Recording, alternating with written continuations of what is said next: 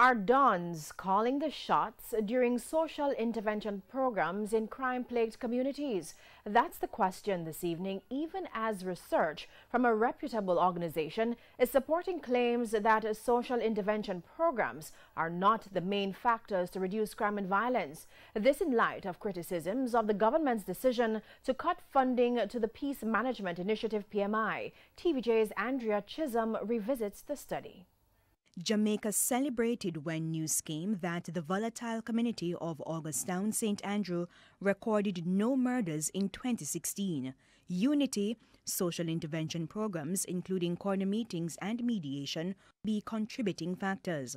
Roughly 3 years later, September 2019, the Caribbean Policy Research Institute CAPRI released findings of a study as to why Augustown was relatively peaceful in 2016. The fact that the key violence producers were not in the community is considered by some as a real explanation for why there were 0 murders in 2016, regardless of the corner meetings and the other attempts at mediation.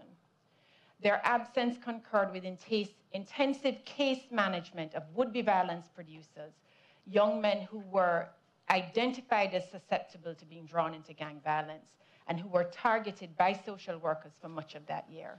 So, what happened after? Almost immediately upon the return of the key gangsters to the community, Augustown returned to its previous patterns of murder within just a few weeks of the start of 2017.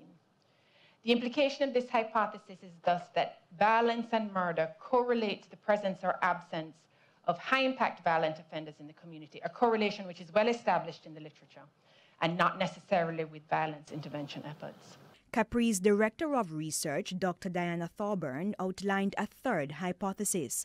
There were no murders in Augustown in 2016 because violence producers and controllers orchestrated the peace. Hypothesis 3 is yet to be fully interrogated, but the implications of this hypothesis are disturbingly sinister and suggest that Augustown's violence problem, and likely that of similar communities across Jamaica, is impervious to interventions.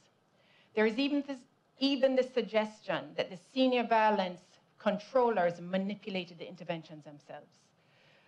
One senior police officer who knew Augustown well told us, with regard to the various interventions, the same players are calling the shots as to who gets what. They are benefiting from what is taking place and can still disturb the peace at any time. Dr. Thorburn reiterated that CAPRI did not get a chance to probe that aspect of the research. Because its promulgation is an important indicator of the low value that key stakeholders and decision makers place on mediation and violence interruption as effective strategies. In its recommendations, CAPRI wants anti-violence intervention programs to be evidence-based with a rigorous evaluation mechanism. Police should continue to build trust with the citizens, and restorative justice programs should be a priority. Stakeholders should also have consensus on violence interruption and mediation.